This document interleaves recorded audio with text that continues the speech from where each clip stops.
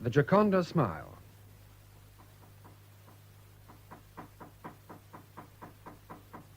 A little more claret, Janet. Just a drop. Ah, here's Nurse.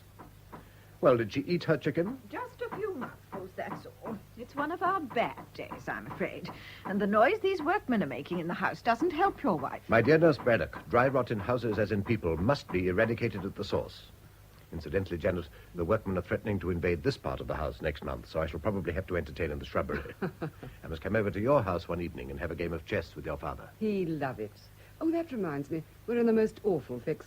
Father's nurse has just told us she wants to leave to get married. I thought she had more sense than that. Well, you don't happen to know of anyone who could take her place, do you? Not for a paralysis case. We don't much care for paralysis cases as a rule. Oh. But I'll tell you what I'll do, Miss Spence. I'm going out this afternoon. I'll drop in and talk to the sister in charge. That's really very kind of you. Not at all. It's a real pleasure. Oh, and by the way, Mr. Hutton, I hope you don't mind if I'm not back till late. Mrs. Hutton said she didn't have any objection. So why ask me? Janet, I must show you my new picture after lunch. Another one? But Henry, aren't you ashamed of yourself? I simply couldn't resist it. An early Modigliani. One of those extraordinary nudes. I love disease. You must help me to decide where to hang it. You too, Nurse. Don't hang it anywhere. That's my advice. Don't you like it, Nurse? Like it? It makes me absolutely sick. From which, my dear Janet, you can infer that it must be pretty good. Only the very best modern paintings make Nurse sick. The second-rate things don't cause anything worse than a touch of heartburn. Mrs. Hutton didn't like it either. In fact, She thought it was positively disgusting. I knew that without your telling me. Oh, that knocking. If you'll excuse me, Miss Spence, I'll go and take some dessert up to the poor invalid. Of course. You're not going to give her those red currants, are you? Why not? Well, remember what Dr. Libbard said. Nothing with skins or pips. I believe in letting her have what she fancies. It does her more good than fussing around with diets and things. All right, have it your own way, but don't blame me if it upsets her. Only somebody would marry this one instead of yours. But that, I fear, is a lost cause. A poor thing. And yet Emily fairly dotes on the woman. So here she is, for life, poisoning every meal I eat. There are two ways of being a martyr to ill health. The first way is to suffer from it. The second is to suffer from the sufferers. I sometimes wish I could try the first way for a change. Why are you so cynical, Henry? Because I enjoy the pleasures of an easy conscience. Cynicism is simply confession without repentance. You admit your sins, and so you get rid of the unpleasant necessity of concealment and hypocrisy. But, having confessed, you neither repent nor reform. You advertise your shortcomings, and you persist in them. What nonsense you talk. Everybody knows how patient and kind you've always been. In other words, what a very adequate income I've always had. You know how devoted I am to Emily. But even I have to admit, well, she doesn't make life too easy for the people around her, or for herself, if it comes to that. Yes, she's her own worst enemy, of course.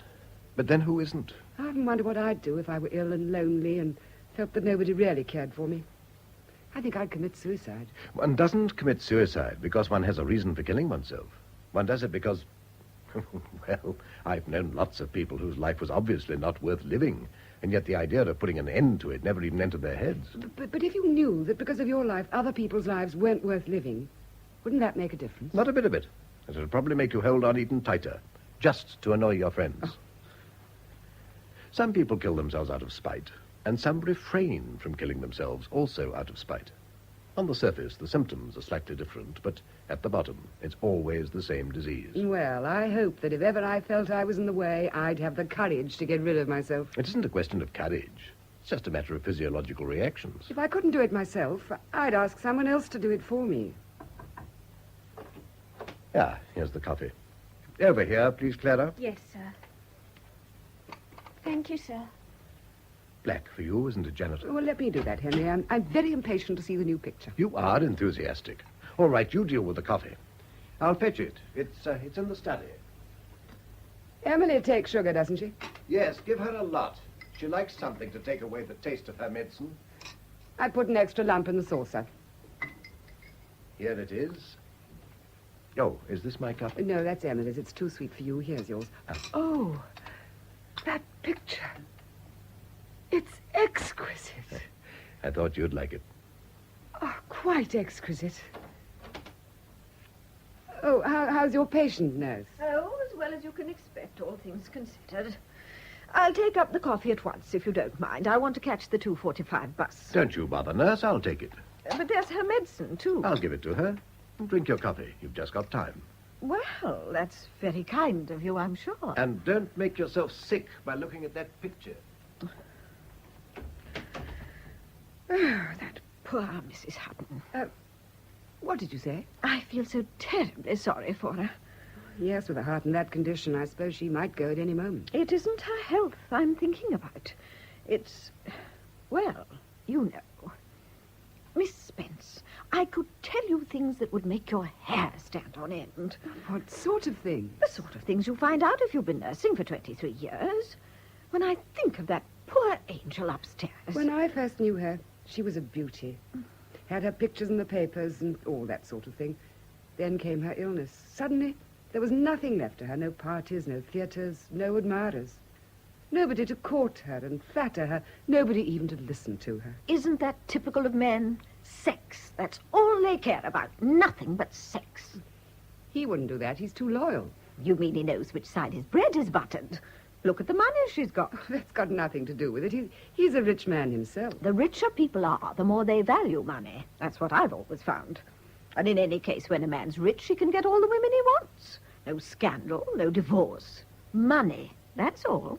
Does Mrs. Hutton suspect? I mean, does she think there's another woman? Oh, he's clever enough to keep things dark. But I tell you, we wouldn't be surprised at anything. Mrs. Hutton and you seem to have talked things over a great deal. Now, dear, you mustn't feel jealous. There's nobody she cares for more than you. She's told me that again and again. But after all, you're not a registered nurse. You're not even married, dear. She'd feel embarrassed talking to you, whereas I'm like the doctor. You don't mind taking off your clothes for the doctor, do you? Well, that's how she feels about talking to me. And then, though I say it shouldn't, she likes me. She feels I'm a friend. I'll tell you something. Do you remember that brooch of hers, that diamond dragonfly? Yes. Well, she's going to leave me that in her will. Oh, I'm so glad. That means she cares for you. And poor Emily has so few people to care for. And so few who care for her, Miss Spence. Well, I must fly if I'm going to catch my bus. I'll go through the garden. Oh, good gracious. What's this tin doing on the veranda? Weed killer, poison, contains arsenic. Oh, imagine leaving this stuff where the dogs can get at it. I'll take it down to the shed. Goodbye, Miss Spence. Goodbye, nurse. Well, Janet, do you really like my picture? It's perfectly lovely. And to think he might still be alive and painting these things. I have no patience with these people who die young, all these Keatses and Shelleys and Schuberts. It's just idiotic. Make a note of it, Janet. You're invited to lunch on my 80th birthday. You're sure you won't be a bit bored with me by then? How do you mean? Well, Look at this figure. Perfectly flat, and yet all the modelling's there. It's the line. If the line's good enough, it implies the volume. That's you, my mysterious Gioconda. do you remember a young woman who came back from India? A very charming and beautiful young woman. Oh, that's neither here nor there. The point is that you showed her your pictures. You took the trouble to explain to her what they were all about. Ah, I begin to remember. But she never forgot. That's the difference. Do you know what you did for me, Henry? You opened a door, and there were all the things I'd only heard about. Painting, criticism, music. It was like a revelation. Like a conversion. And you didn't feel anything of what I felt. How could I? After all, I hadn't spent some of the best years of my life in an Indian garrison town. And to think that but for you and the grace of God, I might be there now. A colonel's lady. That's what I'd be by this time. And who knows? Perhaps you'd be very happy, my dear. Perhaps you made a great mistake when you turned down your nice young captain. Henry, how can you say that? After all, a man can have very bad taste in art and yet be a very good husband. And vice versa, I may add. But the one doesn't necessarily exclude the other. No. I've known people who could make the best of both worlds, such as a certain person who likes Modigliani. How strange that Emily never learned to care for painting. Oh, but she does. She cares a great deal. But her taste isn't very Catholic. She likes portraits, and only portraits of herself, and then only if they're flattering and by very expensive painters. Excuse me, sir. What is it, Clara? Mrs. Hutton says, would you please come upstairs a minute?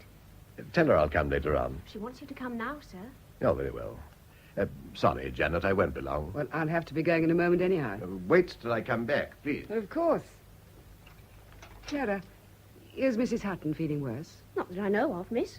Anyhow, worse or better doesn't make much difference. It must be hard work for you with an invalid in the house. Oh, you get used to it, miss. You get used to anything. Until the moment comes when you say, that's enough. Well, a lot of good that does you. Because when you come down to it, one thing's just as bad as another. You can change your job as much as you like. There's always something wrong. So stay where you are. That's my advice. I wonder how long he'll be. Who's that? Oh, Oh, are you looking for somebody? yes, Mr. Hutton. Was he expecting you? Well, not exactly. But I mean, he knows who I am.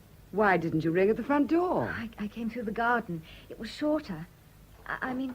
Well, it was nothing, of course. Just fuss for fuss's sake. Oh? Miss Mead. What a pleasant surprise. I don't think you know Miss Spence. Miss Mead is collecting subscriptions for the crippled children's homes. I've got the check ready for you, Miss Mead. Oh, thank you. The only thing is that I'd like to earmark the money for spastics. I couldn't quite make out what form I had to fill up. I'll say goodbye, Henry. No, I won't be a moment. But I've got to go. Thank Emily for me and tell her how sorry I am I couldn't see her. I will. Well, don't bother to see me out. Goodbye, Miss Mead. Goodbye. I'll ring up tomorrow and see what we can settle about that game of chess with your father. Yes, do that. Goodbye, Henry. You little idiot, Doris. Oh, darling. No, none of that. I'm very angry with you. You know quite well you've got no business to come here. I know, darling, but I was passing the gate and I couldn't resist it. And you see what happened. It's lucky I had those papers lying there. You were wonderful, Teddy Bear. Crippled children. Well, that's nothing to giggle about. If you got the spanking you deserve, you'd be in a convalescent home. Oh, Go and sit down before anything worse happens to you. goodness, what's that picture? Rather nice, isn't it? The Teddy Bear. Oh, girls aren't like that. I mean, you wouldn't like it if I... No, I certainly wouldn't. But fortunately, you are not a piece of canvas. I could eat you Darling, do you love me? like a cannibal. I know you don't really love me, but I don't care. I can love enough for two. What about having dinner with me tonight? Oh, that would be wonderful. Good. But now you've got to promise me something. Never come to this house again. It's pointless, it's idiotic, and it's dangerous. So you mustn't. All right, I promise. Tell me, is she in the house? Who do you mean? You know quite well who I mean. Is she still so ill? And let's talk about something else. I know, I'm not fit to mention her. Don't talk nonsense. It's simply a question of tact. Of good taste. In other words, you're ashamed. You don't want to be reminded of what you're doing. You just want to do it and not think about it. Exactly. That means you don't really care for me. I'm not ashamed. I wouldn't mind telling everybody. Because I love you. Because I feel this is the best thing I've ever done. You certainly don't feel that. No. One doesn't feel too proud of being a seducer. I like that. Do you remember the first time you kissed me? Well, I'd made up my mind beforehand that I was going to make you kiss me. And I did make you. Well, I'm damned. So you see, you needn't feel so guilty. I won't talk about her. I know it makes you miserable. Besides, I'm dreadfully sorry for her, really. And for you, if it comes to that. Why for me? Because you can't be as happy as I am. The one who was here just now, was that Janet Spence? Yes. Oh, I'd never imagined she was like that. Not from the way you've talked about her. Why, she's as old as the hills. Well, of course, from your point of view, she's practically got one foot in the grave. To me, she looks like a very attractive girl of 35. She used to be really lovely 10 years ago. And I suppose you flirted with her? Naturally. Do you still flirt with her? Only in the most spiritual way. We do a sort of Dante and Beatrice act. You know, soulmates. Now, what's the matter? Sometimes I really hate you. Oh, don't be silly. Can't you understand a joke? It isn't a joke. You do care for her. I don't care for her. I just care for the things she cares about. She's the only person in this godforsaken neighborhood who isn't a barbarian or a Philistine. What about a little drive this afternoon? That'll be lovely. All right. I'll go and get my things and tell them I shan't be in this evening. What will you say you're doing? Oh, I'll tell them I'm dining with old Mr. Johnson to discuss the war memorial. Oh, Teddy bear. Present rate of progress, it'll be ready just in time for the next little massacre to end all massacres, or even the next but one. That is, if there's anything left of us by then. Meanwhile, my pet, the grave's a fine and private place, but none, I think, do their embrace, from which I can draw only one conclusion. What's that? Don't waste time talking. Run along and wait in the car. I shan't be long. All right, Teddy bear.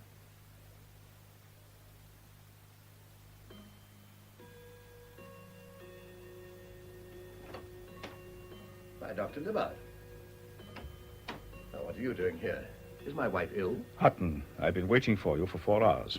The servants tried to reach you at Mr. Johnson's, but they had no news of you there. No, I was detained. I had a breakdown. Your wife kept asking to see you. Oh, I'll go up to her at once. I'm afraid it's too late. Too late? Oh, yes, it is 11:45. I suppose she's asleep. Hutton, your wife had a heart attack about 4 hours ago. Dead? Yes. Unfortunately, I was out when they called me. I didn't get here till it was all over. It was the nurse's day out, too. The only person who was with her, except for the maids, was Janet. And they sent for Janet, did they? I think her presence must have been a great comfort to poor Emily. It's a great help to be able to hold somebody's hand, to feel you're not completely abandoned. It's strange. She hadn't been complaining of her heart these last days. It came on suddenly. There was a violent attack of nausea in the afternoon, and that was the thing that knocked out the heart. I understand from the maid she'd eaten some red currants at lunch. Do you mean to say that could have killed her? Indirectly, yes. When a heart's in the condition hers was in, you can't risk the smallest indiscretion. Oh, excuse me. I saw a light in here, and I wondered... Oh, Dr. Libbard, is anything wrong? Nothing. Except that you've managed to kill your patient. What do you mean? Mrs. Hutton died of heart failure while you were out. And it was because you let her have those currants. Do you remember? Is this true, nurse? Oh, but she liked them, so... You know how strongly I've always insisted on a bland diet. I didn't think that a few currants... That's would... enough, nurse. You went against my instructions. You were absolutely in the wrong. Admit it. I warned you at the time, but you insisted on taking them to her. You wanted to have your own way, didn't you? Admit it. Admit it. Please, Hutton. This is a professional matter. Henry. She looks so calm now. So beautiful. You feel she's come home at last. Come home and gone to sleep. I think I'll go up to her room. I know it must have come as a terrible shock to you, nurse. You were so devoted to her. Dr. Libbard says it was my fault. Her fault, Doctor? I gave certain instructions. Nurse Braddock chose to ignore them. Whether this was actually responsible for what happened tonight, I can't say. Currants are the last thing I'd have allowed Mrs. Hutton to eat. You think it was the currants? She didn't eat anything else that could have upset her like this. You better go to bed, nurse. You can't do anything for anyone.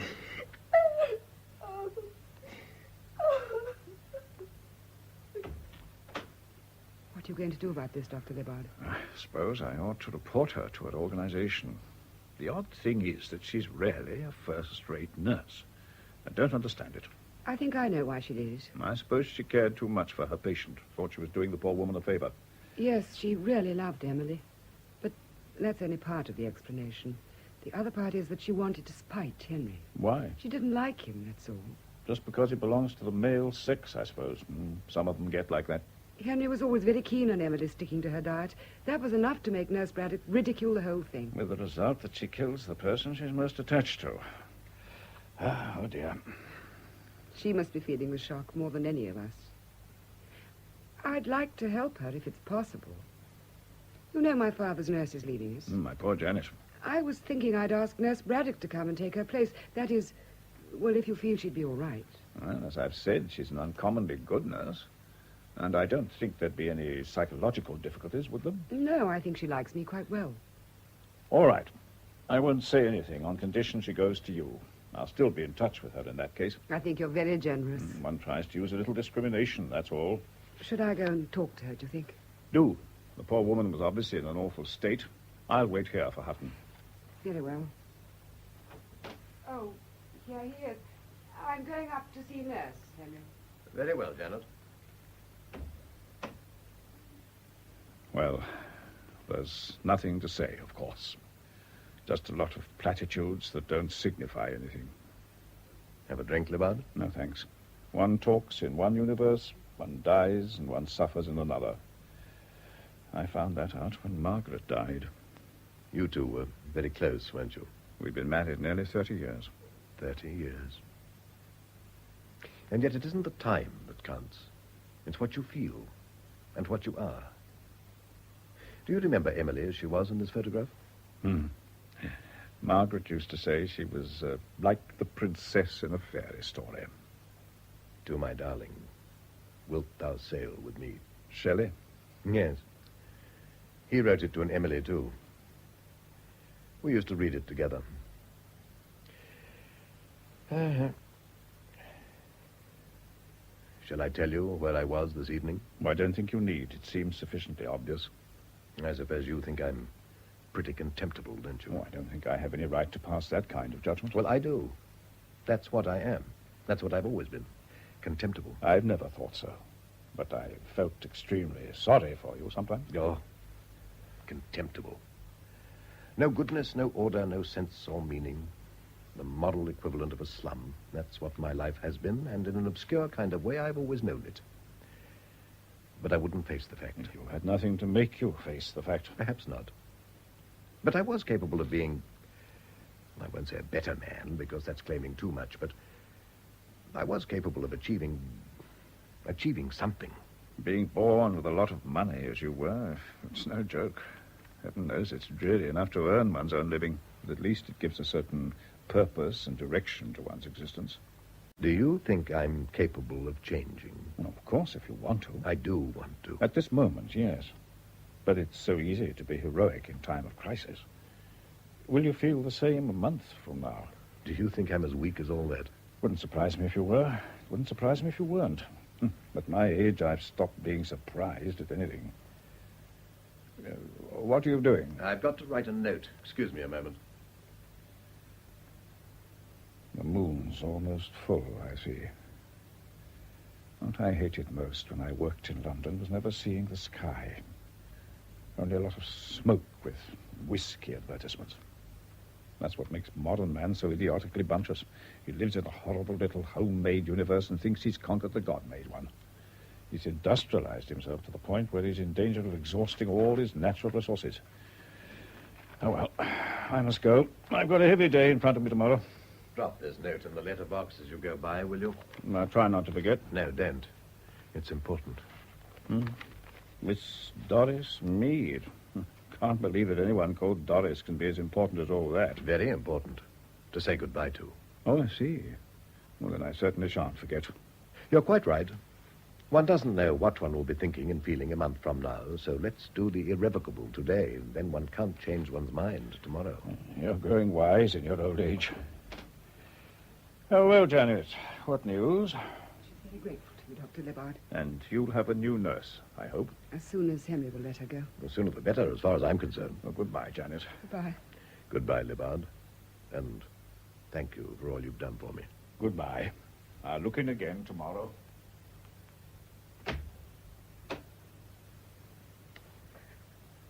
I'm so thankful you were with poor Emily at the end. Did she suffer much?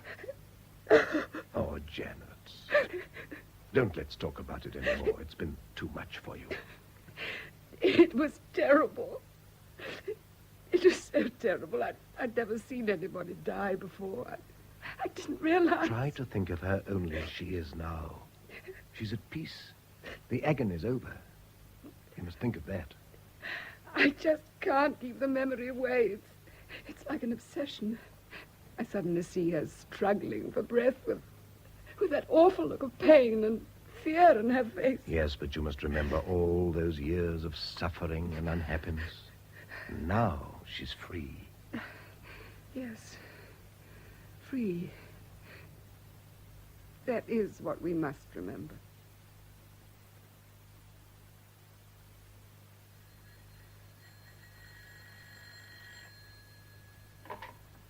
Hello? Oh, my London number. Thank you, operator.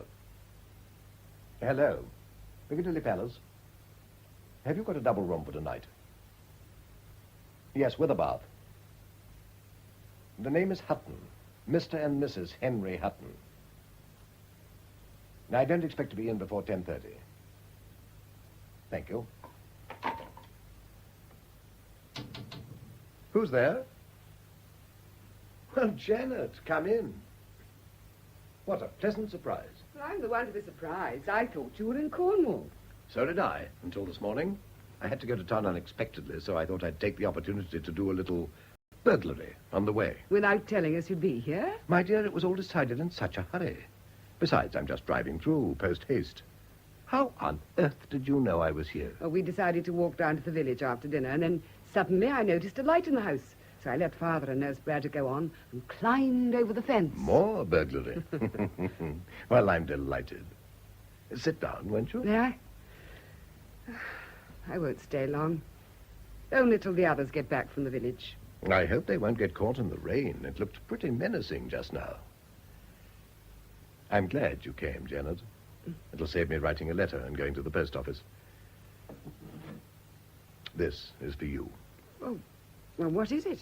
Well, open it and see. But Henry, it's Emily's bracelet. And Emily would want you to wear it. Me? Well, I don't know anyone who has as much right to it as you do. Her best friend, the person who did more for her than any other. Let me put it down for you. There. Henry, I couldn't. I don't deserve it. But Janet, she loved you. She'd want you to have something that would always remind you of her. And you were very fond of her, weren't you? No, Henry, I can't. Take it off, please. Oh, Janet, I should be offended if you won't take it. Do you want me to have it? Of course I want you to have it. Well, I just felt it was too much. Too much? Not nearly enough. Oh, it's really very beautiful. Do you mind if I finish packing up these papers while we talk? Of course not. Did you hear that? Look, it's as black as pitch outside. How much longer are you going to be away, Henry? Well, I really can't say. I suppose you'll be back in 2 or 3 weeks. Thereabouts. Perhaps a little longer.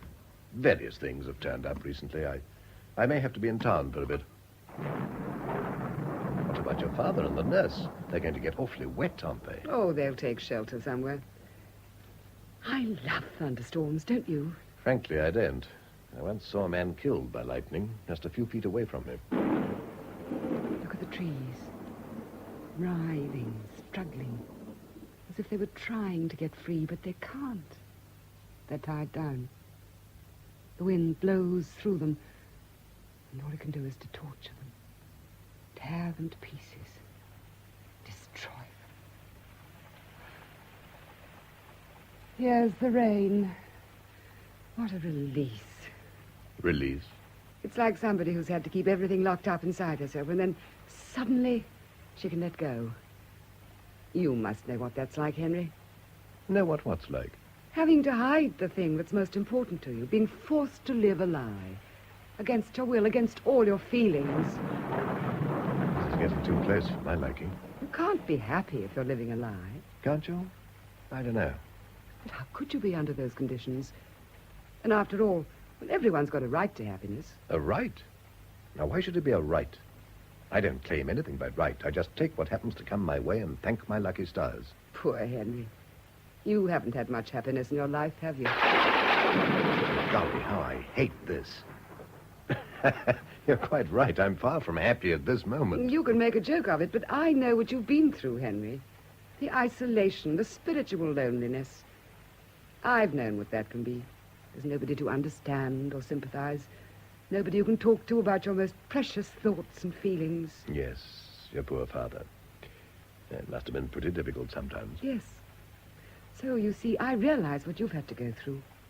Emily was so sweet and kind and with that touching, childlike quality. But she was no companion for a man like you. She could never share in your tastes and interests. She could only... Oh, it's right overhead.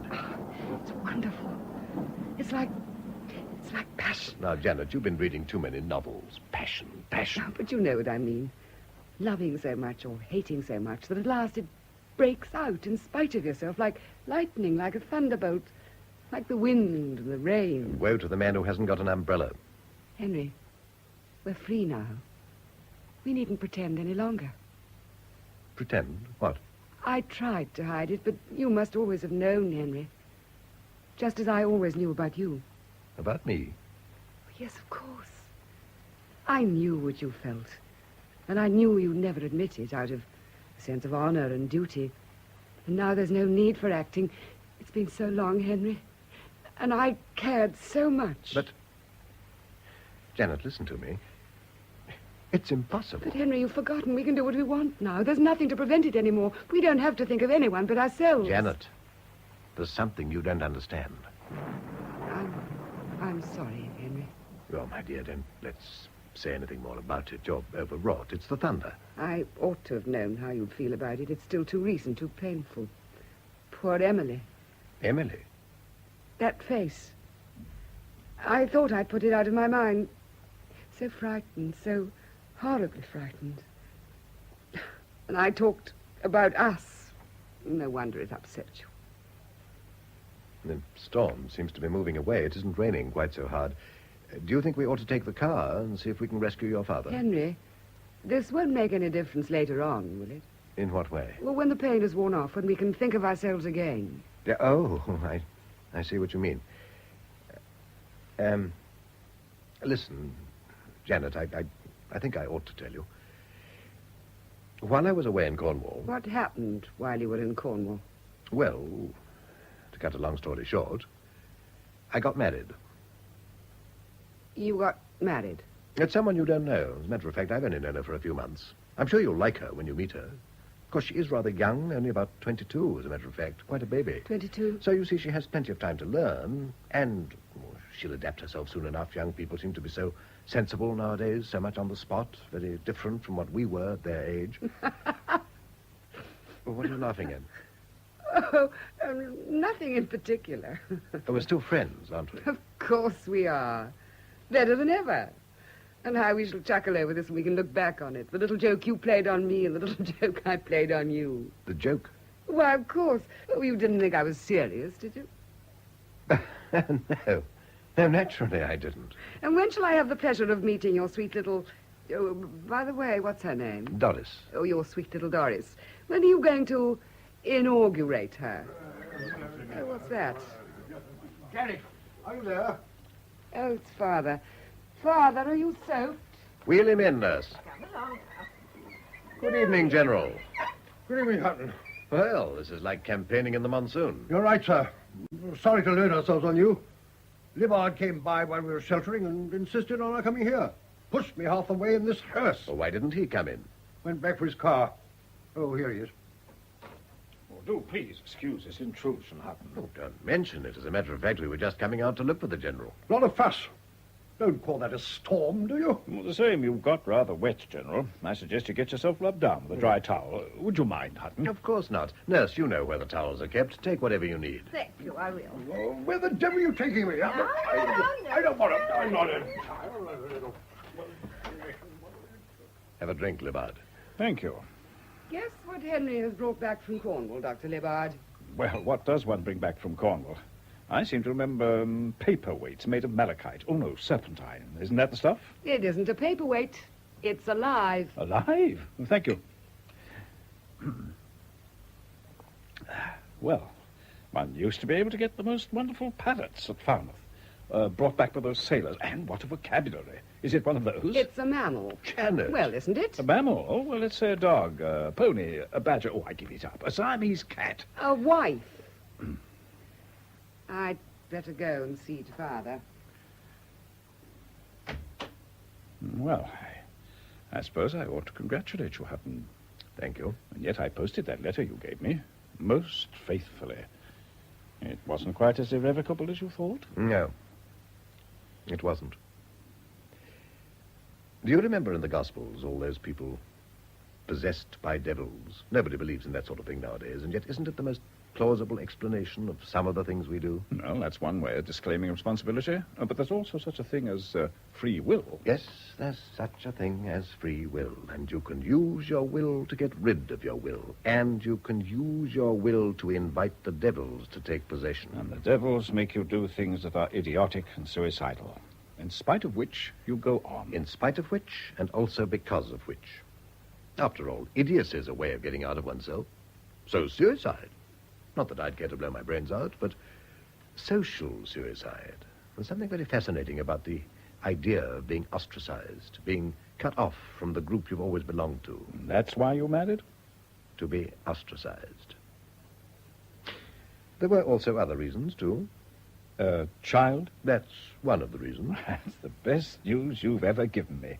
We'll make a human being of you even yet. Better not mention this to Janet. Not yet a while. Oh, of course not. Though she'll find out soon enough, of course. Not as soon as all that. Doris and I are going abroad in a couple of days. I'd meant to do it without letting anyone know, but then this happened, and, well, I felt I had to tell Janet about our marriage.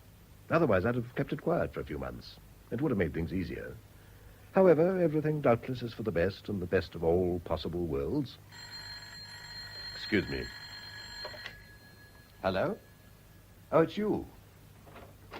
Father's in need of a drink. Do you mind if I get him one? No, help yourself, Janet. You'll find glasses in the cupboard. Thank you. No, stay where you are. I'll come and fetch you in the car. Yeah, that was my wife. She went to see some friends, and now the roads are like rivers. Can I take you along, Libbard? No, thanks. I've got my car outside. Take this to Father, will you, nurse? Thank you, Spence. I'll be back in a few minutes, Janet. Then I'll run you over to your house. Thank you, Henry. And meanwhile, I'll have a chance of meeting your little daughter. Doris. Of course. I shan't be long. Well, I must be off, too. I'll be looking in to see your father one day early next week. All right. Good night. Good night. How's Father, nurse? He's tired. He's going to have a nap. I'm glad. It's good for him to sleep. It's not my place to say anything, but if you ask me, I think it's disgusting getting married 6 weeks after that poor angel breathed our last. 6 weeks. Shameful, that's what it is. Don't take it too seriously. A girl young enough to be his daughter. It makes me absolutely sick to think of it. He told me he'd known her several months. Oh. That means that even while Emily was alive... Didn't I tell you so? You wouldn't believe me. But you see? Pigs. That's what men are. Every one of them. I don't know how they dare. I'd be so nervous of being caught. You would, yes. But men have no shame. No decent feelings. All the same, it must have come as a great relief to him. You mean when she died? Well, he wanted to marry the girl. How do we know he didn't have to marry her? You mean she was... I'd be ready to bet on it. He gets her in trouble, and then he has to get her out again. And if Emily hadn't died just when she did... Well, luckily for them, she did die just at the right moment. Just at the right moment. Miss Spence, you don't suppose... Suppose what? Why wouldn't he let me take the medicine up to her? He'd never done that before. He knew you were in a hurry. I thought it was very nice of him. He never did anything nice for me. No, Miss Spence. He took that medicine up to her because he'd got some reason for it. You're not suggesting that... Well, that he put something into it. Oh, that's too absurd. That tin of weed killer. What tin? Don't you remember? Standing there in the veranda. It was printed on the label. Poison. Contains arsenic. What are you talking about? Arsenic. Arsenic brings on vomiting. So that was why he made all the fuss about the red currants. Just to give himself an alibi. You're mad. It's absolutely ridiculous. You thought it was ridiculous when I told you he was carrying on with a girl. Well, who was right, you or me? And another thing. Why did it happen on the day I was out? What difference did that make? Why, if I'd been there, he'd never been able to get away with it. I'd have recognized the symptoms immediately. So what does he do? Chooses a day when he knows I won't be back till late. Till it's all over, in fact. And when he gets home, he turns on me and says I killed her with the red currants. But after all, Dr. Libbard thought it was the currants. Yes, and why? Because the other one keeps harping on it, and so I have to take the blame. Well, I'm not going to put up with it any longer.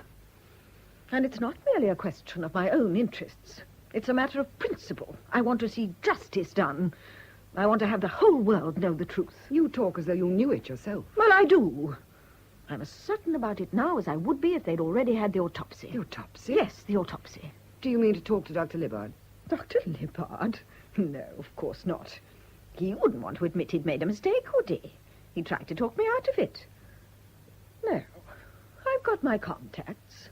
I know who to go to. And suppose they did find something in the body. They'll ask who put it there. And when they ask that, they'll find there's only one possible answer. Only one answer? Come along in, darling. Yes. And here it is. Janet, my dear, this is Doris. As a matter of fact, you've seen her before. Do you remember? Oh, the crippled children. That was a good joke, wasn't it? Oh, yes. This is Nurse Braddock, General Spence's nurse. How do you do, Mrs. Hutton? I'll get the cases down. Do you mind if I call you Doris? You know, it seems ridiculous for me to be calling you Mrs. Hutton. I love it. And you must call me Janet. Yes, Miss Spence. I mean Janet. My dear, what a lovely brooch. Don't I recognize it? Yes, it belonged to Mrs. Hutton. I mean, you know. Of course. Emily's diamond dragonfly. Do you see, Nurse? I'd noticed it already. I remember how much you admired it. Nurse Braddock used to be a great friend of poor Emily's before she came to help me with my father. She was really more of a friend than a nurse. It isn't friendship that gets you diamond brooches. But it gets you diamond bracelets, all right. Look, Doris, see what your husband has just given me. He gave you that? This afternoon. Wasn't that sweet of him? Aren't you a little jealous, Doris? Of course not.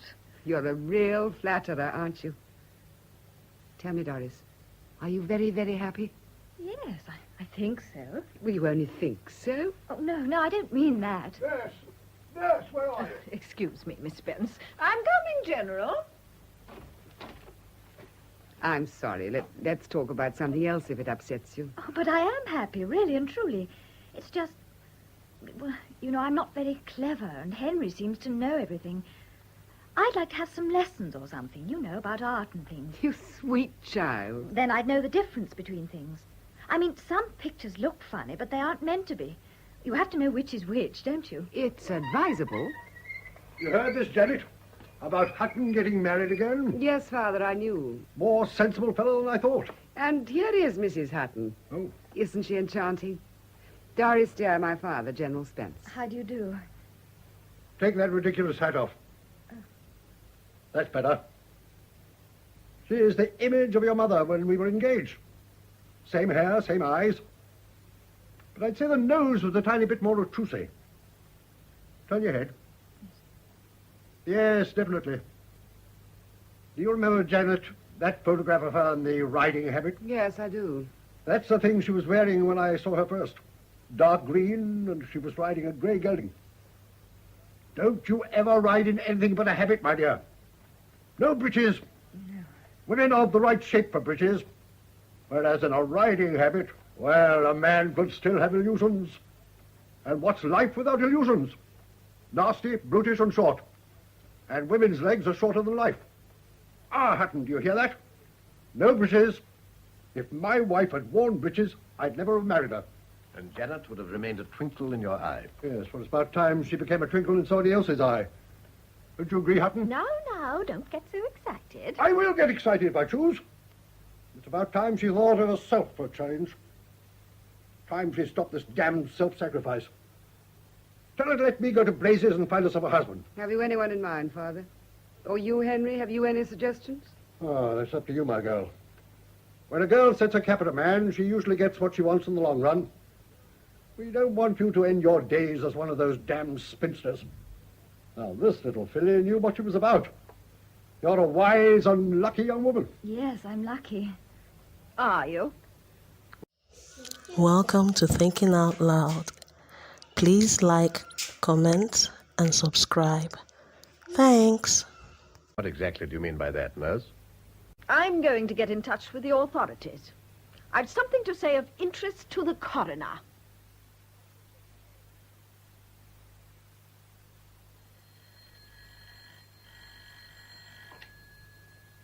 Hello? Yes, this is Mrs. Hutton. Who? Oh, it's you, Aunt Nellie. What? This is an awful line. Oh, the inquest. You thought I'd be there? Oh, no, Henry didn't want me to go. Besides, I've still got a bit of a cold. He isn't back yet. I don't think it'll be over for another hour or so. But, Auntie, there isn't any doubt about it. Of course it'll be all right. Why an inquest? Just out of spite, nothing else. They're angry because we didn't wait a year. And then they're all 100 years old, so they simply hate me. No, she's all right. She's been awfully nice, really. And her father likes me, too. He's sweet. It's only me.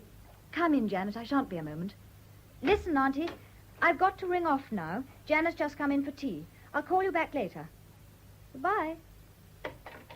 Well, well, sitting there with all her toys around her like a dear little girl. Janet, you don't look well. What's the matter? I'm perfectly all right. Are you still sleeping so badly? Oh, that's nothing. And anyhow, Dr. Libbard's promised to give me some kind of pill. From now on, I shall snore. You've been worrying too much, Janet. Well, is that surprising? After all, Henry's a very old friend. Oh, I won't worry. I know everything's going to be all right. Excuse me, madam. There's tea. That'll be all, thank you, Clara. Very good, madam. Henry ought to be back pretty soon. How was he when he went off this morning? A bit worried, I suppose. No, he was too angry to be worried. It makes him so furious the way they're treating him. As though he were a member of the unprivileged classes. Darling, how dreadfully unkind of me. I quite forgot to ask how you've been. Is everything going as it ought to go? Well, I still feel sick in the morning, if that's what you mean. And Dr. Libbard's pleased with you, is he? He seems to be. It must be a very strange and wonderful thing. You mean to be going to have a baby? Yes. Oh, I suppose it'll be all right when the baby's actually there. But now I think I'd rather have the measles again. At least it doesn't last so long. Yes, Clara? Nurse Braddock would like to speak to you, madam. Ask her to come in. What can she want? Can't think. Good afternoon, nurse. Good afternoon, Mrs. Hutton. I hope you won't mind my bursting in like this. I realize quite well what you must be thinking of me. But in view of what's happened, I feel I was fully justified in doing my duty. What do you mean, in view of what's happened? I've just left Dr. Libbard. He'd come straight from the inquest. The man from the Home Office gave his evidence. They found arsenic in the body. But that's a poison. It's got hardly any taste. That's why so many murderers use it. I think you better go, nurse. Why does everyone turn on me? I was only trying to help. I thought I ought to warn this poor child of the danger she was running. Please go. Dr. Libbard asked me to give you this, Miss Spence. It's your sleeping pills. Thank you. Well, don't say I didn't warn you. What will they do now, Janet? Well, dear, the coroner's jury will have to decide how the poison came to be, where it was, and then, if somebody is suspected, there'd have to be a trial. Janet, do you think... I mean, could they do something to him? To Henry? But Henry hasn't done anything. No, but suppose he had. Doris, you mustn't say those things. But just suppose. Then they could do something, couldn't they? Well, you know what happens to people who kill someone. Oh, it's too awful. Oh, darling, don't cry. It'll be all right. No, please. Yeah. Take this, dear. I don't want anything. It's what Dr. Libbard's given me for sleeping. One tablet, just enough to calm your nerves a little, that's all. Thank you, Janet. You've been an angel. You'll feel quieter in a moment, dear. Janet, isn't there anything he can do? Well, he's doing it. He's answering their questions. He's explaining why it couldn't be him. But if he can't explain, couldn't he go somewhere and hide? I suppose he could if he went far enough. I must get back to my father. He gets so impatient if I'm late for his game of chess. Bye, darling. Bye. And don't fret. You'll see, tomorrow it'll all be explained. Oh, dear. Where could we go, I wonder? What's the number? Here it is. Hello? I want Roman Way 23. Good afternoon. I want to ask about booking seats on a plane. Yes, I'll hold on. Oh, hello. If I wanted to book 2 seats on a plane, could I do it at the last moment? Where to? Oh, Italy. Yes, Rome, that's right. And you think there might be a chance of getting seats even if I made up my mind by tonight? What time does it leave? Thank you, I'm much obliged. Hello, darling. Are you feeling all right? Yes? I've just heard what happened. It's too terrible, isn't it? It's terrible because it's impossible. And yet it's happened. But how? Oh, don't ask any questions, darling. Don't let's talk about it. Not now. It's all a confusion. Like a dust storm. No, worse than that. Like being in the middle of a swarm of insects. I just can't think about it anymore. Kiss me, darling. Henry, no. Oh, darling.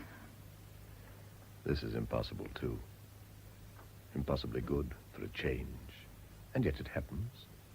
It's happening now. How does a piece of matter set about falling in love or writing Hamlet? It's just out of the question. And yet there Hamlet is, and there are you, and here am I.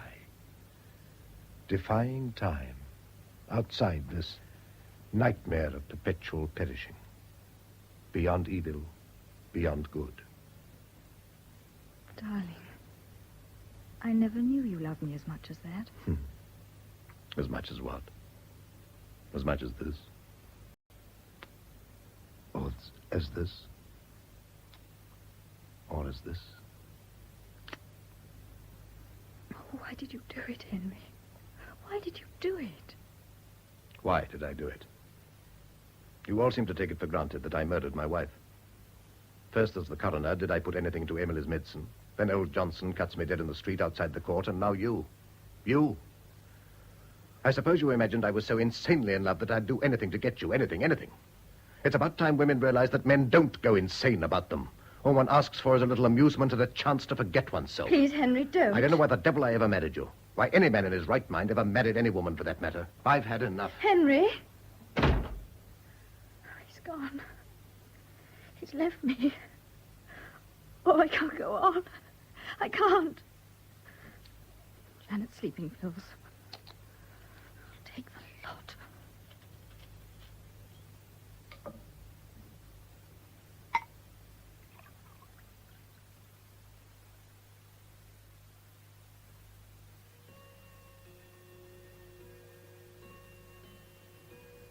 Well, that's that, young woman. A day in bed, and you can do what you like.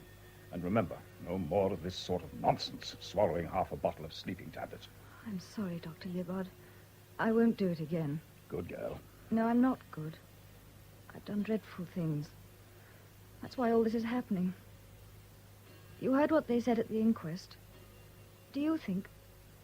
I mean, is it possible? No, I feel sure it wasn't Henry, if that's what you mean. Oh, I'm so thankful. But then who? How did it happen? It might very easily have been suicide. Do you really think so? Well, you tried it, didn't you? I like Henry. But I confess I'm glad I'm not married to him. No, that isn't fair, Dr. Libbard. It was my fault, not Henry's. After all, why should he love me if he doesn't want to? It's my business to love him. Tell me how I can help him. Well, first of all, you've got to believe in him, in spite of everything. And then whatever happens, you've got to be strong and calm. And finally, remember you're going to have a baby. That'll probably be about the best thing that ever happened to Henry. So for goodness sake, don't let's make a mess of it. Here he is now, remember. Is it all right if I come in now, Libbard? I've been waiting for hours. Is she all right? Flourishing. Hello, darling. Hello. I'm so thankful you got here in time, Libbard. If it's any comfort to you, I don't draw the obvious conclusions from the medical evidence. Good night, Henry. Thank you. Good night. I'm sorry, darling. Oh, I'm the one who's sorry. I was just trying to spite you, trying to get my own back. I began it, I'm afraid. But I ought to have known better. At 22. This is something where it doesn't make any difference how old you are. It's just a question of, well, being a girl. Oh, no, I hate that word. It's all wrong. Why can't women call themselves women? Why do they have to pretend they're like all those faces in the movies? You know, always looking at men out of the corner of their eyes. I'd do it myself, of course. Why, I don't know. But of course it isn't any different. I love you just as much in that way, only now there's something else. Do you know what I mean? Yes, I know what you mean. And to think I tried to kill myself, and everything's so beautiful, so mysterious. Darling, let's call him Patrick. Well, I'm not an Irishman, but I don't have any objection to Patrick. And if it's a girl? Well, what about Belinda? No. There I draw the line. All right, then, we'll call her something else. Oh, it's going to be so wonderful. They'll go to school, and they'll grow up, and they'll marry, and then there'll be grandchildren. Meanwhile, there'll have been 2 or 3 more world wars and half a dozen slumps and revolutions, but fortunately, private life will still go on. Henry, we've forgotten. We're just shutting our eyes and pretending. Listen. Just before you came back from the court, I rang up the airport. They say that with luck, you can get seats at the last moment. I'm well enough. I could get up now if I had to. Who put this idiotic idea into your head? You don't think it's a good plan? Excellent, if you want to get me tried for murder. Can't you see? It'd be simply asking them to arrest me. I hadn't thought of that. Of course not, because you still believe I did it. But I don't. Then why do you suggest that I should run away? Oh, I thought it would be safer. In case you couldn't make them believe. Oh, I've been a fool again. I've made you angry. It's only because I love you so much, because I was so terribly anxious. I said something very stupid this afternoon. I said I didn't know why I'd married you. Well, perhaps I didn't know then. But I do now. Why? Because I love my love with an L, because she's so logical, so lamentable at the same time, and so lachrymose, not to mention so light, so lithe, so lovely, and so ludicrous. Oh, darling. Come in. It's Miss Spence, sir. She says she doesn't want to disturb you, but she forgot something when she was here this afternoon. Is it all right, darling? Yes. Ask her to come in, Clara. Very good, sir. What did she forget? Her sleeping pills. Oh. Well, in a certain sense, I'm glad she left them. Aren't you? Hello, Janet. Darling, I've just heard from Clara. Oh, it's too awful. I'm quite all right, Janet, really. Is that true, Henry? Libbard got here almost immediately. There's no harm done. Thank God. I feel so guilty. If I'd been less absent-minded... Of course, it was a pretty dangerous operation, but it's turned out to be entirely successful. Hasn't it, darling? Yes. Oh. Well, I'd better take what's left of my property and go. Two's company, three's none. Goodbye, Doris. I know you'll be glad to get rid of me. No, I won't, Janet. You little fibber. Can I have a word with you, Henry? Certainly. I think I want to tell you. I met the vicar just now, and then Colonel Brabazon joined us. They said the most terrible things about you. Well, I suppose it's only to be expected. I told them they had no right even to think that way, much less to talk. After all, it could have been an accident. It could have been suicide. Well, it certainly wasn't what they think. Poor Emily. She was always saying she was tired of life. I keep wondering if she hadn't heard something about... Yes, it's quite possible. Perhaps that was what drove her to it. Heavens, what one can do to people. Yes, what one can do to people.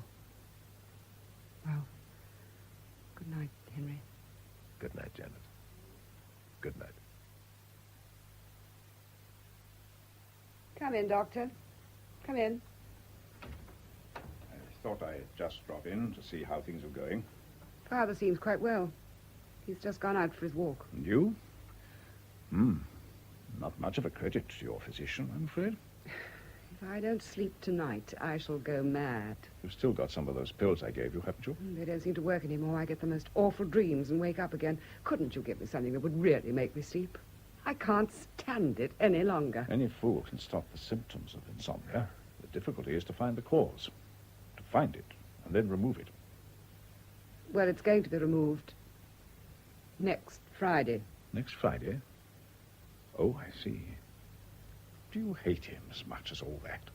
After After all, it was proved, wasn't it? They proved that he killed Emily. How do you expect me not to hate him? Yet you used to be such good friends. Never. I always felt there was something wrong somewhere. Yet Emily thought that if she died, you and he ought to get married. Married? But that's monstrous. How can you say such a thing? Well, only repeating what she said more than once, as I remember. Talking about me as though I were one of those women of his, as though I were the kind of slut that will tumble into bed with any man that comes along. It's disgusting. It's obscene. I don't know what's so obscene about marriage. I won't have it. Excuse me. Let me feel your pulse, will you? Getting excited doesn't help you to sleep, does it? I'm sorry, Dr. Libbard. Don't apologize to me. Apologize to yourself. After all, you're the one who has insomnia. And I'll tell you of another who hasn't been sleeping properly. That's the one he actually did marry. Do you ever think of the child? Hutton's child? Yes. It's no joke to be the child of a criminal. No joke to be anybody's child. No joke to be born. But anyhow, I just can't believe that Hutton was responsible. Well, then, who was? What about Emily herself? Emily? No, Emily wouldn't have committed suicide. She wasn't that sort of person. Yes, I must say, I was a bit surprised when you said that at the trial. She often talked to me about being tired of life, wanting to put an end to it all. I never heard her talk that way. Never. Nor did Nurse Braddock, if I remember rightly. Oh, I don't know what she said, and I don't care. Hutton cared all right. It carried a lot of weight with the jury. Somebody who'd been with Emily day and night for the best part of 2 years, and she says she's never heard so much as a whisper of suicide. And suicide was the main line of defense. I'm not interested in lines of defense. I'm interested in the truth. I'm interested in justice. If you're accusing me of telling lies just because I hated that beast, why do you let me go on like this? People don't like being stopped, as a I rule. don't really mean it. It's just that I get worked up, and then it seems to go on by itself. Do you know that awful feeling? As though you were a violin and somebody was screwing up the strings tighter and tighter. Oh, God, I wish it were all over. All over. Hutton's going to be hanged. But don't imagine you're going to be free of him. In one way or another, this thing is going on.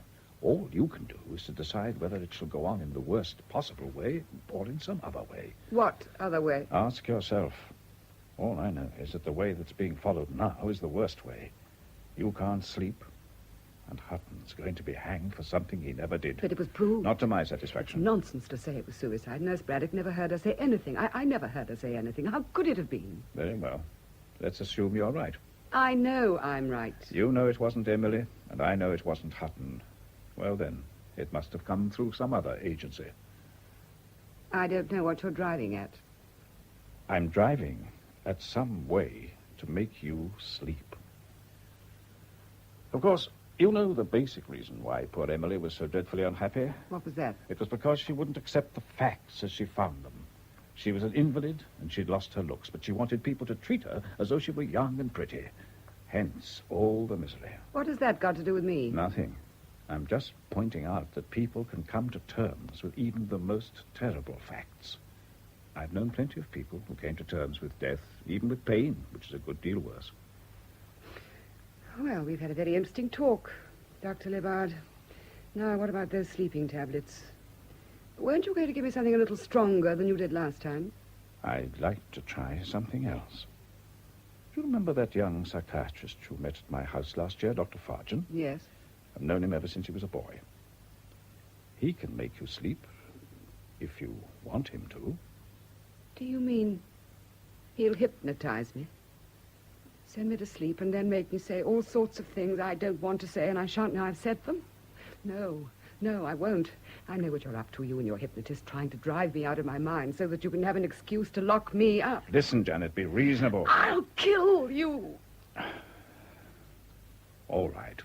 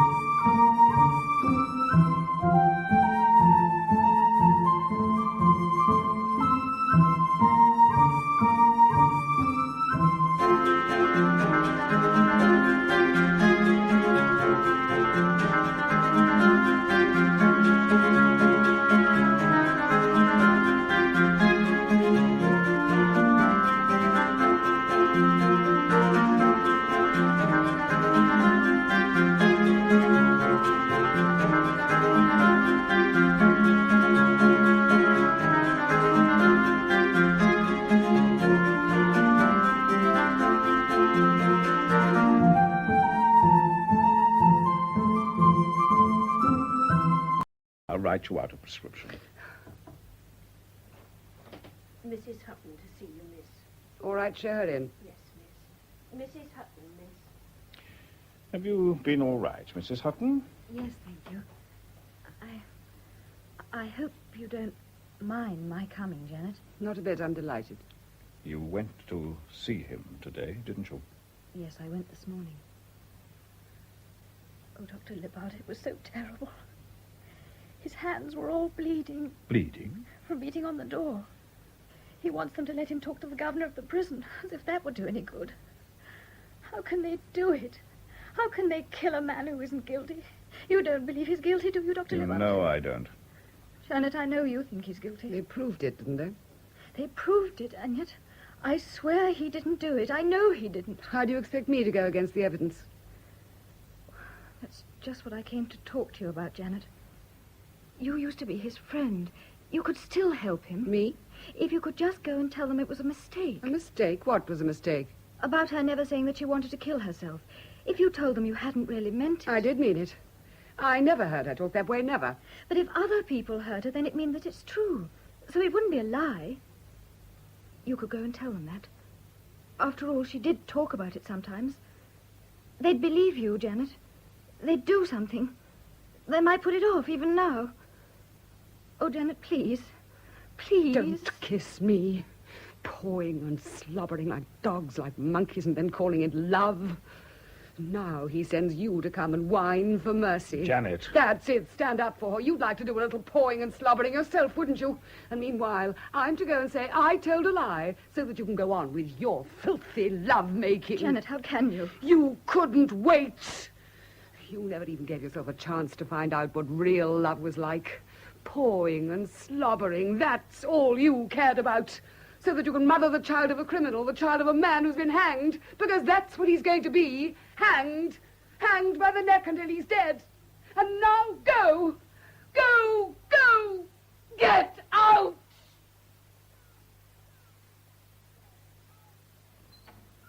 In here, sir, please. Only 5 minutes, I'm afraid. I understand. I'm late, I know. Hutton, it's me. Oh, it's you, Libbard. Help me for God's sake. I can only help you against yourself. What do you mean? I can prevent you from torturing yourself, that's all. But, Libbard, it's only 2 days now. Less than 2 days, only a little more than 40 hours. 40 hours! Well, that's time enough to be reconciled. Time enough to come to terms with the facts. Oh, that clock. Yes, the hands move forward. Well, is that any reason for turning the last 2 days of your life into a hell of fear and bitterness and resentment?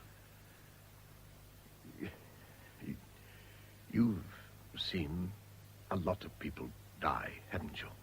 A great many. Is it very bad? Only for the people who won't accept what's happening to them. It's a question of accepting what can't be avoided or escaped. And not only accepting it, actually willing it. This is the inevitable. This is my destiny, and I will that it shall be exactly as it is. When you say that, the inevitable becomes the tolerable and even, in a certain sense, the reasonable. Reasonable? Libbard, I didn't do it. Do you believe me? I believe you. And you still think that what's happened is reasonable? Not by our everyday standards.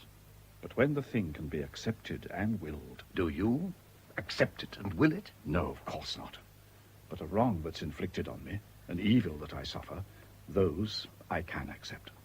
And if I do accept them, if I go further and actually will them, then the wrong and the evil change their nature. Of course, in a way, all this isn't entirely unjust.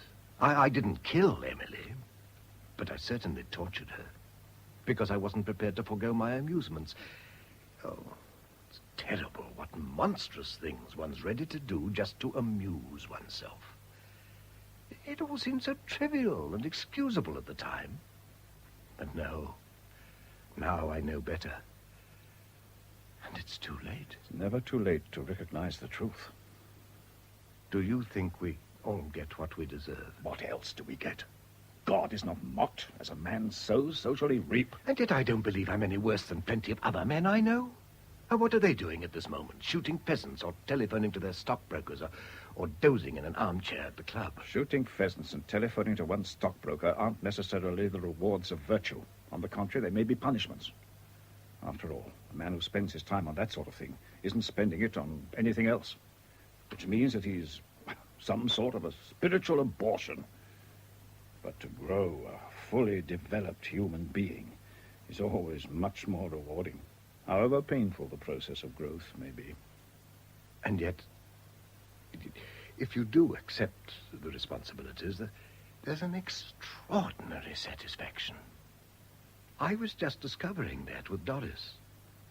Of course, you know how it began, in wantonness, as a kind of joke, thinking only of what I could get out of her, which was simply a kind of intoxication. It only changed after she tried to kill herself. Suddenly, I saw her as a real person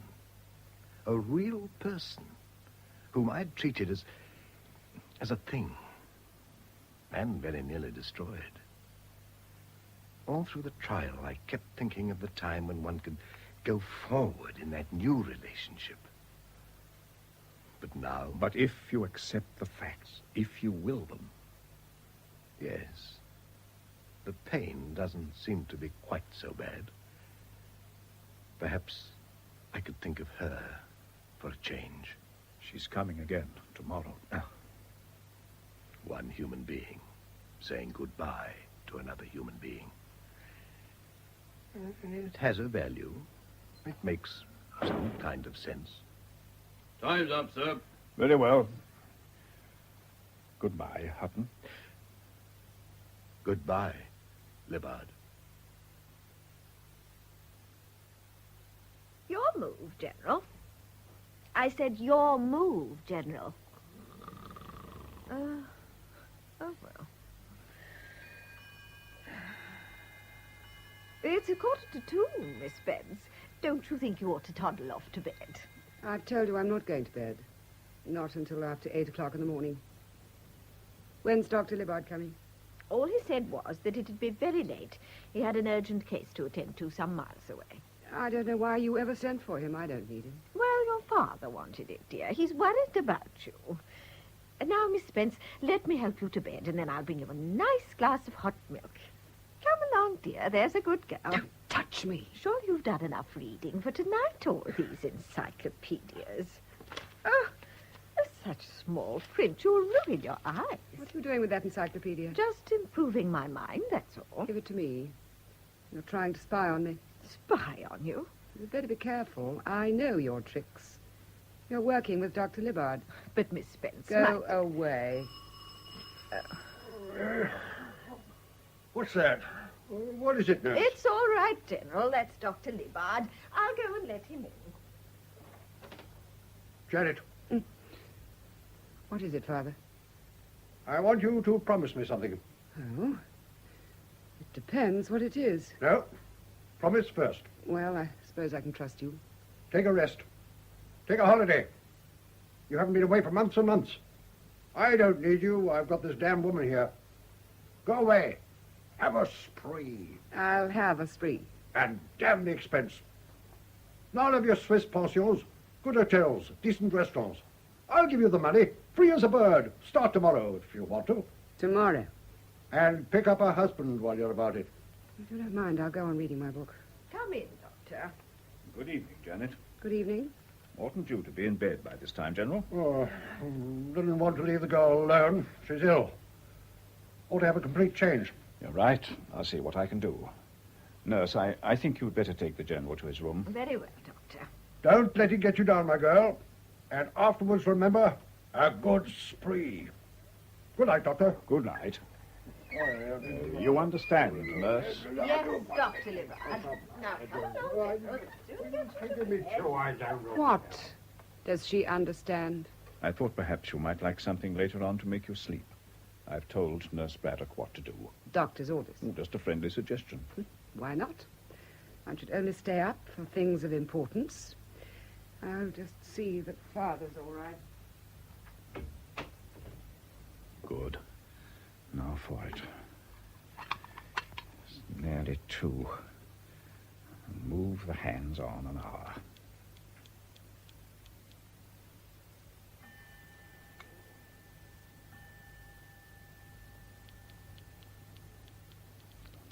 Yes. 2 minutes to 3. And now my watch, in case I forget. Yes, that's it. Yes. Well, we'll see. Still here? I hoped you'd be gone. I don't know what you ever came for. Well, it's a pretty unpleasant occasion. I thought perhaps... 5 hours more. Do people ever die of fear? I suppose it could happen. Of course, the heart would have to be in pretty bad shape. These idiotic encyclopedias, they never tell one the things one really wants to know. Such as? When a man's hanged, how long does it take before he's dead? Well, it depends. If you just put a noose around his neck and let him strangle under his own weight, he mightn't die for 5 or 10 minutes. 5 or 10 minutes? Nowadays, of course, they don't do it like that. They let the man drop 8 or 10 feet before the rope tightens. The shock breaks his neck. Do you think he deserves to die so easily? I don't think he deserves to die at all. I know why you said that, just to get me angry. It's part of your little scheme. What scheme? Trying to make me lose my head, then I'll say things I don't mean to say. But this time, I'm not going to oblige. You could talk about him as much as you like. I shan't say anything. And I shan't go to sleep until I feel safe. Nearly 3:05. It would still be possible to do it. To do what? To have the execution postponed. Why should it be postponed? If some entirely new fact were to turn up. Are you trying to get me to do what Doris wanted? I tell you, Emily didn't threaten to kill herself. She did, but I don't think she carried out the threat. No, of course not. She was killed. But not by Hutton. They proved it. The jury thought that they proved it. But do you? Think it over, Janet. Think it over. Mythical bird. Mythical bird. What's your trouble? Mythical bird. 7 letters, begins with P. Begins with a P? What about Phoenix? Phoenix. Phoenix. That's it? Incidentally, it rose from the dead, if that's of any interest to you.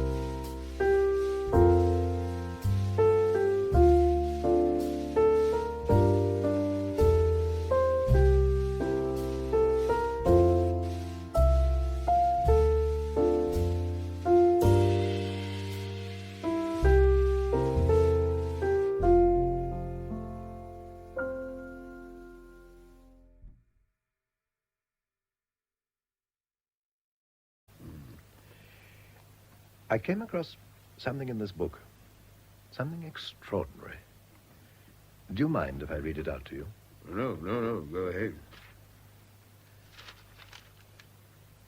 The difference between a good man and a bad man does not lie in this, that the one wills that which is good and the other does not, but solely in this, that the one concurs with the living, inspiring Spirit of God within him, and the other resists it, and can be chargeable with evil only because he resists it. That's a bit too deep for me. Deep? Yes. But clear. Crystal clear. Don't you see what a lot of things it explains? Oh, yeah. How are your hands? Still a bit sore. But there won't be any more hammering on doors. Not now. And by the way, I'd like to thank you for being as gentle with me as you were. I'm sorry if I ever had to be rough or anything. It was all in the course of duty, you understand? Well, it was nothing to what I've done in the course of not doing my duty. That's why I'm here, I suppose, for resisting the Spirit of God within me. Life has to be lived forwards, but it can only be understood backwards. I suppose that's why we always make the important discoveries too late. Go right in, man. Don't pay any attention to us. Just carry on as if we weren't here. Game of cards, Bill? Oh, I don't mind. Doris, my dear. Oh, Henry. Darling, don't. I'm sorry. Oh, your poor hands. Yes, I treated them pretty badly, didn't I? Sit down there, darling. Must have been lovely in the country. Have the leaves begun to turn yet? Yes. Everything's brown and red and golden. I remember when I was a little boy in the beech woods at Arundel, walking in the dry leaves. I used to pretend to myself that it was money, knee-deep in gold, like Aladdin. There's a theory nowadays that you oughtn't to bring up children on fairy stories. Don't let them talk you into any of that nonsense. Promise. I promise. If it's Belinda, she'll probably prefer Hans Andersen to anything else. Personally, I always found him a bit too sad and sentimental. If Patrick's like me, he'll like the Arabian Nights. That and The Rose and the Ring. How I loved The Rose and the Ring. My father used to read it aloud to me about 6 times a year. I'm afraid that'll be your job. I wish I were dead. I wish I'd never been born. What's the good of wishing? We have been born. And if one comes here, one's got to be prepared to go away again. Oh, darling, you mustn't grieve. You mustn't. I tell you, everything's all right. Even my being here. Even our having to say goodbye to one another. Yes, ultimately, even that's all right. I know it is. And you can know it, too. I can't. I thought I couldn't. Until 2 days ago. Did Libbard tell you he'd been to see me? Yes. He helped me. He helped me a great deal. All the same, after he'd gone, oh, it was bad again. It was like having a terrible physical pain, and it's so excruciating that you can't think of anything else. It's the only reality. And then, all at once, the pain stops. And for the first time since it started, you see that there's a sun in the sky. You realize that those shadows out there are real people. You discover that your own wretched body isn't the whole world. There's all the rest of the universe. Do you love me, Doris? Darling. And you believe that I love you? I know you do. I know you do. I'm winning. I'm winning. Look, a king. heavens, that's the end. You've done for me. I owe you £10 million. 11 million. 11, is it? Heaven help me. It looks like rain. I like rain. I like it when it rains really hard. And there's thunder and lightning. Oh, God. That girl. That girl. Oh, it's too horrible. Like animals. I hate him. I hate him. Do you know what the time is? It's 2 minutes to 8. Only 2 more minutes. That's all. 2 minutes. Then you'll be safe. I'll be safe. They must have got everything ready on the scaffold. The rope, the straps. And there's the governor of the prison and the chaplain. They're walking along the corridor. It isn't far, just a few steps. They're at the door. Somebody puts the key in the lock and turns it. The door opens, and there he is. Just because she was 22. Because of her mouth.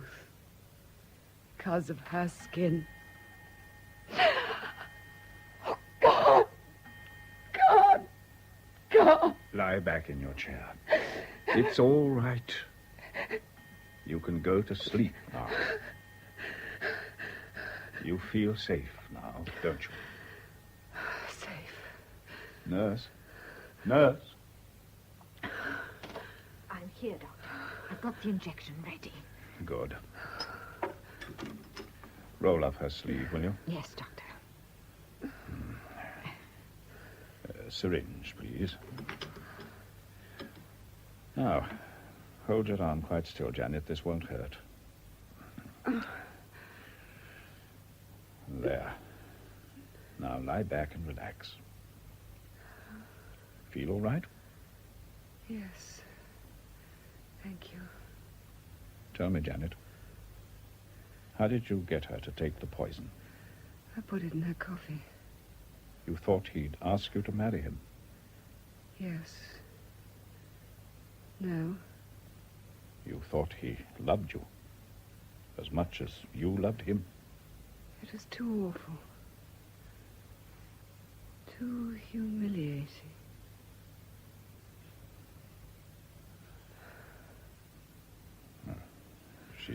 She's off. Now, nurse, get that number for me. Right, Doctor. May I have that call for Dr. Libbard, please? The Whitehall one. Yes, I'll hold on. Oh, by the way, what is the right time? The exact time? I must put my watch back. 7:05, Doctor. Oh, thank you. You're through now, Doctor. Thank you. Hello? I want to speak to the Home Secretary. Yes, it's Dr. James Libbard speaking.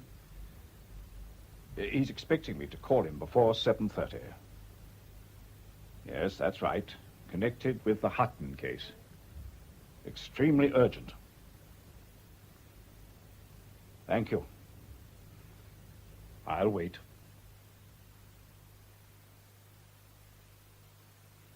In The Gioconda Smile by Aldous Huxley, adapted for radio by Cynthia Pughe, the part of Henry Hutton was played by Noel Johnson. Janet Spence by Nicolette Bernard, Nurse Braddock, Maddie Head, Doris Mead, Deborah Dallas, General Spence, Austin Trevor, Dr. Libbard, Godfrey Kenton, Clara the maid, Jane Knowles, and the warder, Sean Arnold. The play was produced by Norman Wright.